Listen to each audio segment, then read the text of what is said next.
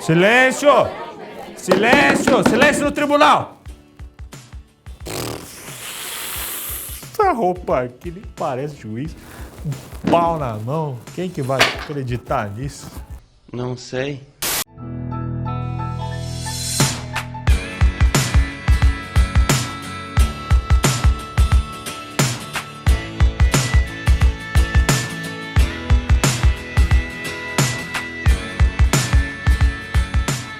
Fala, povo do meu coração, tudo na paz? Pois é, meu nome é Vitor BJ e você é bem-vindo aqui no vlog pra gente estudar mais a Bíblia no dia de hoje. Qual o tema de hoje?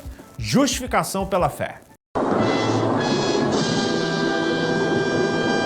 Esse é o tema principal da carta de Romanos e a grande verdade por trás da reforma protestante. Justificação, nada mais atual nos tempos de Operação Lava Jato. Tempos esses que a gente fica impressionado com a ganância do ser humano, mas quando a gente olha para nós mesmos, a gente vê que não somos nem um pouco melhores do que aqueles criminosos. Afinal, como a gente viu semana passada, todos nós somos pecadores e carentes da graça de Deus.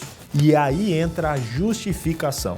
Romanos 3 já insere esse conceito. Portanto, ninguém será declarado justo diante dele, baseando-se na obediência à lei, pois é mediante a lei que nos tornamos plenamente conscientes do pecado. O termo lei, que em hebraico significa Torá, se relaciona aos primeiros 5 livros de Moisés, mas num sentido geral, também fala de todo o Antigo Testamento. Ou seja, Paulo está falando aqui sobre todo o sistema judaico que estava baseado na obediência às leis judaicas. E falando que isso não torna a gente justo, mas apenas mostra para nós qual é o nosso pecado. Trazendo isso para os nossos dias, a gente pode concluir que a guarda de qualquer uma das leis, seja moral, cerimonial, civil ou um net como de todas elas, não tornará ninguém justo diante de Deus. Ela não nos torna limpos. A lei é tipo um espelho que mostra a nossa sujeira, mas não dá banho na gente, não penteia o nosso cabelo, não passa minâncora. Enfim, a lei faz um diagnóstico nosso, mostrando o que está errado na nossa saúde espiritual. Os sintomas não curam, apenas mostram a necessidade da cura. E é aí que a lei entra. Romanos 3, 21 a 24 fala o seguinte: mas agora se manifestou uma justiça que provém de Deus, independente da lei, da qual testemunham a lei e os profetas. Justiça de Deus mediante a fé em Jesus Cristo, para todos os que nele creem. Não há distinção, pois todos pecaram e estão destituídos da glória de Deus, sendo justificados gratuitamente por sua graça, por meio da redenção que há em Cristo Jesus. Mas que nova justiça é essa, minha gente? Essa justiça 2.0 é contrastada com a justiça da lei, a 1.0, que era a justiça com a qual o judeu estava familiarizado. A nova justiça, chamada de justiça de Deus, que ele concede, é a tal da ficha limpa. Essa é naturalmente a justiça que Jesus demonstrou em sua vida enquanto esteve nessa terra, de carne e osso feito nosso. E é a justiça que ele oferece a qualquer um que o aceite pela fé. É isso aí, que aceite essa justiça não porque a mereça, mas porque precisa dela. Outra curiosidade aqui é que a Bíblia, em sua linguagem original, mostra uma estreita relação entre a palavra justificação e justiça. Ela diz que somos justificados quando Deus nos declara justos. O ser justo é um título dado por Deus e Ele mesmo o aceita. Antes da nossa justificação, a gente era injusto, portanto, inaceitável para Deus. Mas aí vem a graça e pô! Depois da justificação, você é considerado justo e, portanto, aceitável diante dele. Se você pecar, você volta a estaca zero, mas aí a graça entra e ela está sempre disponível para virar o jogo. E uma vez que você esteja arrependido e queira ser justificado novamente, o estoque de contínuos é sempre infinito. Você merece uma coisa dessas? Claro que não. Você merecia era a morte. Misericórdia.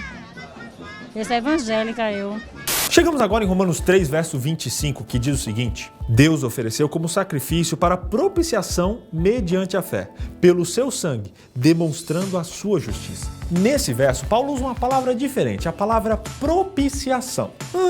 Que diferentão, que chique, que sofisticado.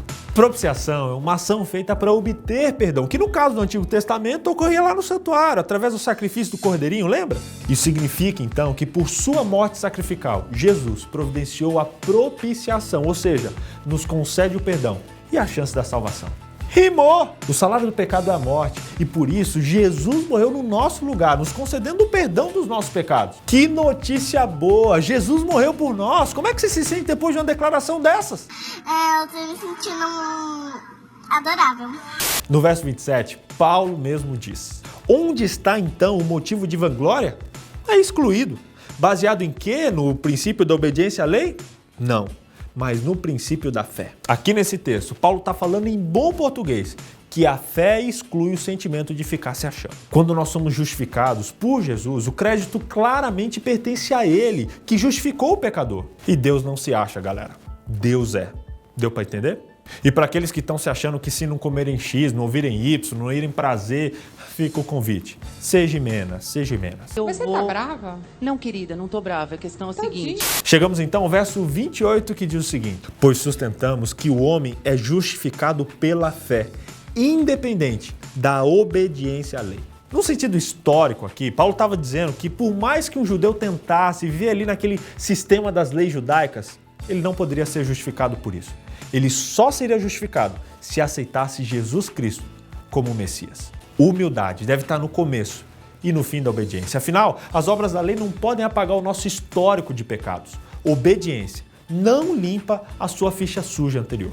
A justificação não pode ser alcançada por méritos humanos. Ela só pode ser recebida pela fé no sacrifício de Cristo. Ser justificado, independente das obras, significa ser justificado sem que haja algo em nós que mereça a justificação.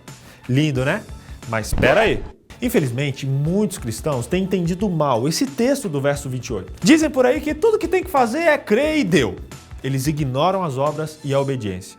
E quando eles fazem isso, eles interpretam Paulo de uma maneira muito equivocada.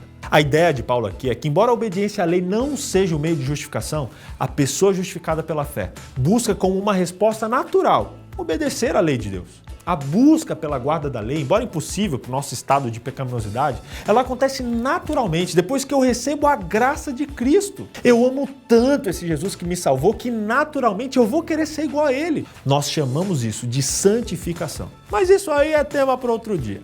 Por hoje, saia desse estudo sabendo que embora eu e você mereçamos a condenação, nós, pelos méritos de Cristo, somos considerados justos. E aí rola esse fenômeno incrível chamado justificação. Sessão encerrada. E aí, agora você entende onde entram a fé e as obras? Que Jesus nos ajude a entender a simplicidade e a complexidade da salvação. Aquele abraço e a gente se vê semana que vem.